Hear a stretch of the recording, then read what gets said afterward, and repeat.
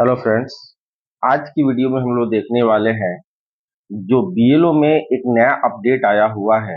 आज 12 अगस्त को जो नया अपडेट आया है, उस अपडेट में हमको करना क्या है। एक चीज आ रहा है, बस यही। इस अपडेट में बाकी सब ज्यों का त्यों है, एक नया चीज जुड़ गया है कि जो आपके रिलेटिव है उनका ईपिक नंबर मांगा जा रहा है। तो ईपिक नंबर कैसे फुलफिल करेंगे और हम मतदाता का प्रपत्र जो है कैसे अपलोड करेंगे, इन सारी चीजों को हम लोग बारीकी से एक एक करके देखेंगे। इसके लिए सबसे पहले हमको बीएलओ ऐप पर क्लिक करना होगा।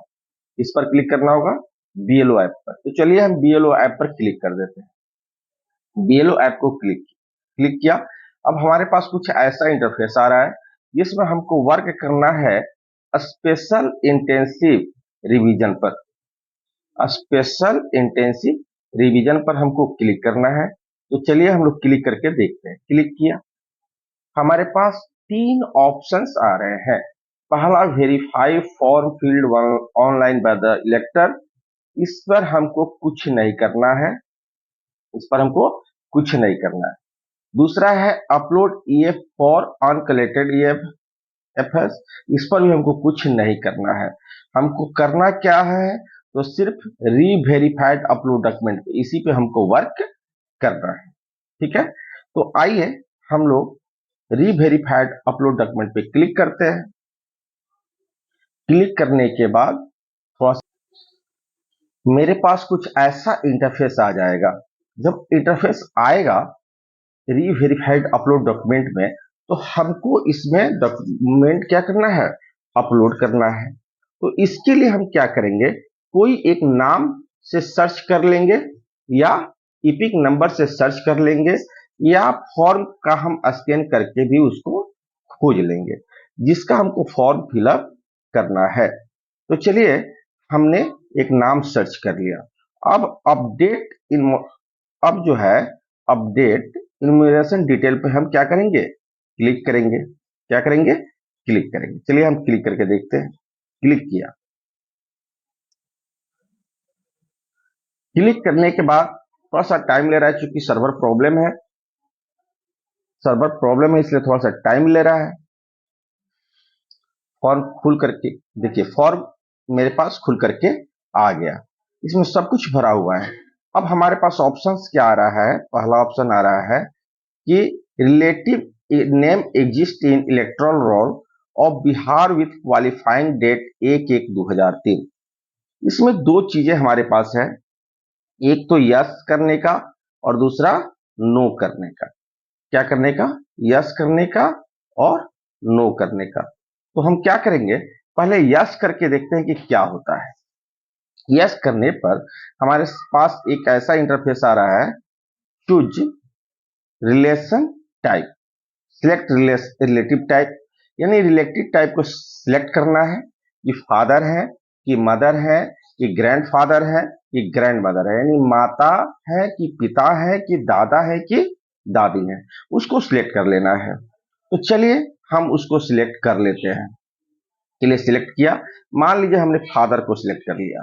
फादर को सिलेक्ट करने के बाद कह रहा है कि रिलेटिव का जो है ईपिक नंबर डाले। यहां क्या कर रहा है, रिलेटिव ईपिक नंबर डाले। यानी जैसे हमने फादर को सिलेक्ट किया तो फादर का ईपिक नंबर डालेंगे। तो आइए हम डाल करके देखते हैं फादर का ईपिक नंबर। फादर का ईपिक नंबर हम डाल करके देखते हैं क्या होता है।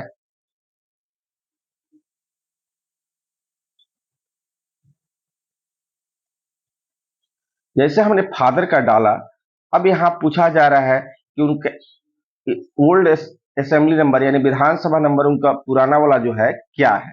यानी 2003 में उनका जो है आपका विधानसभा संख्या यानी असेंबली नंबर क्या है, तो उसको हम डाल दिया। उसके बाद पूछ रहा है कि उनका जो है बूथ नंबर क्या है, ओल्ड पार्ट नंबर डाल दिया। उसके बाद पूछा जा रहा है कि उनका क्रम संख्या क्या है, तो मैंने क्रम संख्या डाल दिया। अब देखिए यहाँ पे एक ऑप्शन आ गया, ये सब डालने के बाद सर्च डिटेल। क्या ऑप्शन आ गया, सर्च डिटेल। अब हम सर्च डिटेल पे क्लिक करेंगे। अब उनका पूरा जो है पूरा खुल करके आ चुका है। अब इसके बाद हम क्या करेंगे कि यस पर क्लिक कर देंगे। यस पर क्लिक किया तो हो गया, उनका जो 2003 के मतदाता सूची में जो उनका नाम है वो वहां पे क्या हो गया, सबमिट हो गया। अब हम चूज डॉक्यूमेंट टाइप पे, तो चूज डॉक्यूमेंट टाइप पे हम यहां क्लिक करेंगे 1/1/2003, क्योंकि हमने 2003 का ही उसमें अपलोड किया है। अब हम अपलोड पेज 1 में जो है मतदाता का हम जो है डॉक्यूमेंट लोड करेंगे अपलोड पेज 1 पे। किसका? मतदाता का।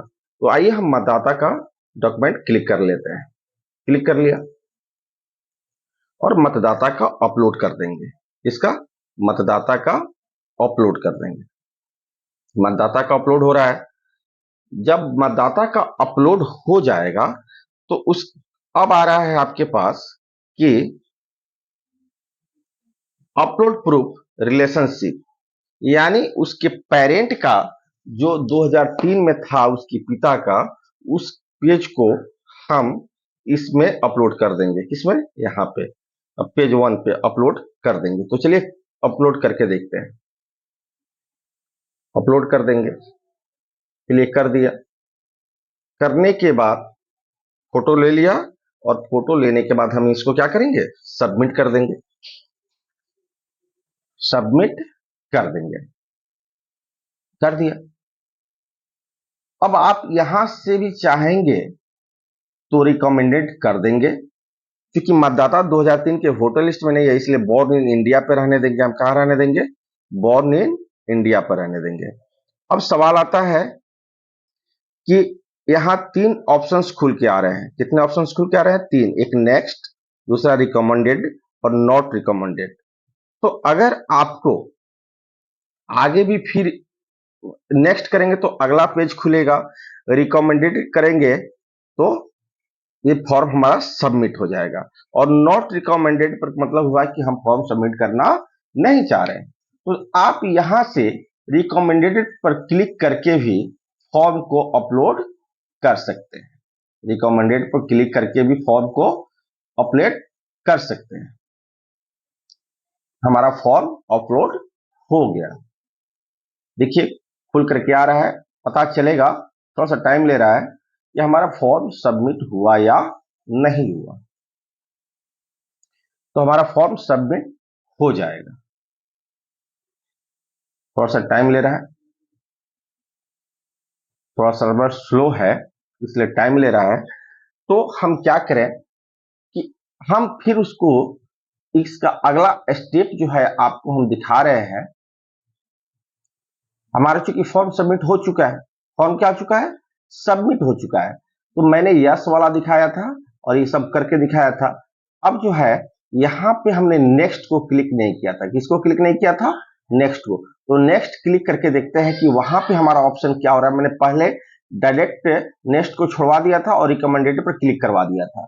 अब हम नेक्स्ट पर क्लिक करके देखते हैं कि क्या पूछ रहा है। तो देखिए नेक्स्ट पर क्लिक करेंगे तो फिर वही ऑप्शंस खुल करके आ गया इस तरह से।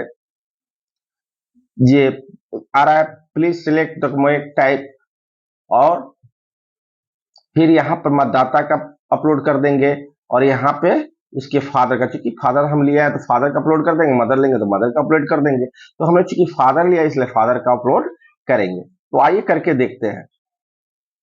तो यहाँ पे जब हम क्लिक करेंगे तो देखिए यहाँ पे क्या आ रहा है कि चूंकि उसके पिता एक एक नहीं सॉरी इस मतदाता का जिसका हमको प्रपत्र अपलोड करना है, हम उसको क्या लिए हैं, तो उसको हम जो लेंगे उस 11 डॉक्यूमेंट्स में से उसको हम अपलोड पेज 1 पे क्या करेंगे, अपलोड कर देंगे। क्या कर देंगे? अपलोड कर देंगे। देखिए मैंने अपलोड कर दिया, अपलोड कर दिया। ठीक है। अब उसके बाद चूंकि हम उसके फादर का लिए हुए हैं, उसके फादर का लिए हुए हैं, तो हम यहाँ पे फादर पे क्लिक करेंगे और फादर का चूंकि सिलेक्ट डॉक्यूमेंट जो है यहाँ पे सिलेक्ट डॉक्यूमेंट करेंगे, और फिर उसके पिता का जो हम डॉक्यूमेंट लिए रहेंगे वो यहाँ अपलोड कर देंगे, है ना। तो चलिए उसके फादर का हम चूंकि उसके पिता का नाम एक 2003 में है, यहाँ पे क्लिक कर दिए। तो आ गया name exist in electoral of Bihar with qualifying date इतना। उसके बाद पेज 1 पे अपलोड क्लिक करेंगे और उसके मत पिता का 2003 के वोटर लिस्ट के जिस पन्ने में नाम अंकित है उसको हम फोटो लेकर के क्या करेंगे, अपलोड करेंगे।